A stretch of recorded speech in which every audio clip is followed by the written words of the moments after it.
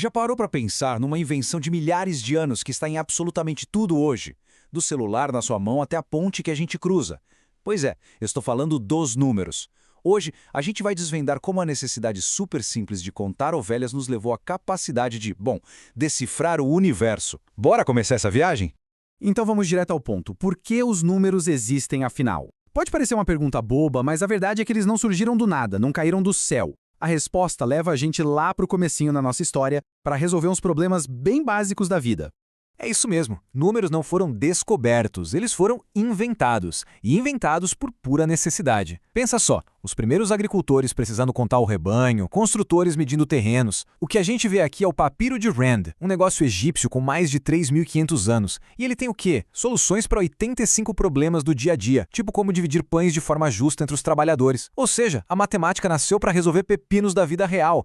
O nosso roteiro de hoje é tipo uma construção. Primeiro, a gente vê como os números foram inventados. Depois, como o sistema foi crescendo para dar conta de novas ideias. Aí, a gente parte para a caçada ao famoso X. E, por fim, vamos entender por que tudo isso é a base invisível, o alicerce do nosso mundo moderno. Conforme os problemas foram ficando, digamos, mais cabeludos, a nossa caixa de ferramentas de números precisou crescer também. Só contar as coisas já não era mais suficiente. E tudo começa aqui, ó.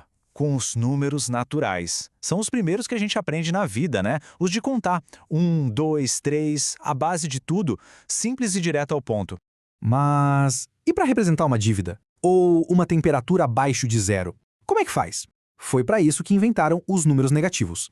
Quando a gente junta eles com os naturais e o zero, pá, nascem os números inteiros. De repente, nosso universo de números ganhou uma profundidade, um lado espelhado. E para dividir uma pizza? Ou medir metade de um terreno? Foi aí que apareceram as frações, que deram origem aos números racionais. Basicamente, qualquer número que dá para escrever como uma divisão entre dois inteiros faz parte desse clube. Eles vieram para preencher os espaços entre os números inteiros. E é aqui que a coisa fica fascinante. Os gregos antigos achavam que tudo no universo podia ser descrito por frações. Era quase uma religião para eles. Até que eles toparam com os números esquisitos, tipo a raiz quadrada de 2. E simplesmente não dava para escrever como uma fração. Imagina o caos, gerou uma crise filosófica. Esses são os irracionais. Os decimais deles, como os do pi, vão para sempre, sem nunca repetir um padrão. São os números misteriosos, os rebeldes da matemática. O mais legal é como esses conjuntos todos se encaixam. A melhor analogia é a de uma matriosca, aquela boneca russa, sabe? Os naturais estão dentro dos inteiros, que por sua vez estão dentro dos racionais. Aí a gente pega tudo isso e junta com aqueles rebeldes, os irracionais, e pronto, a gente tem o universo completo dos números reais. E essa imagem aqui mostra o resultado final. A reta real é um contínuo perfeito. Cada pontinho aí, sem exceção, corresponde a um número real. Não importa se é um número simples de contagem ou um irracional super complexo. Não tem mais buraco. Tá tudo aí. Bom, com o nosso sistema de números completos, agora a gente tem as ferramentas para caçar o desconhecido. Entramos no mundo da álgebra, a arte de encontrar o valor do tal do x. E nessa busca, a gente tem duas ferramentas principais. De um lado, a equação, que busca um valor exato, um ponto de equilíbrio perfeito. Do outro, a inequação. Ela não quer uma única resposta, mas sim um conjunto de possibilidades, um intervalo inteiro de soluções que funcionam. Começando pelo básico, temos a equação de primeiro grau. Pensa nela como se fosse o quebra-cabeça mais simples da álgebra. Algo tipo 2x mais 4 é igual a 10.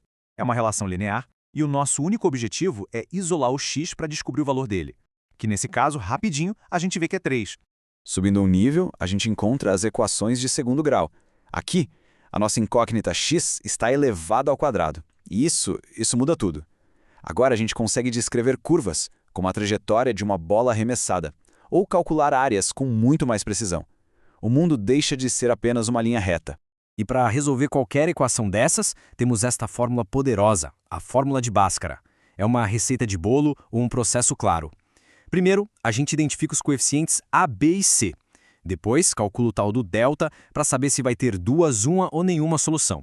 E por fim, aplica a fórmula para encontrar o valor ou os valores de x. Agora um aviso importante quando se trabalha com inequações. Existe uma regra de ouro que nunca, jamais pode ser esquecida. É uma armadilha clássica. Se a gente multiplicar ou dividir os dois lados por um número negativo, temos que inverter o sinal da desigualdade. Ignorar isso leva a uma resposta completamente errada. Fica a dica. Para a gente concluir, vamos dar um passo para trás e olhar o quadro geral. Por que tudo isso importa fora da sala de aula? Por que a gente dedica tempo a esses conceitos?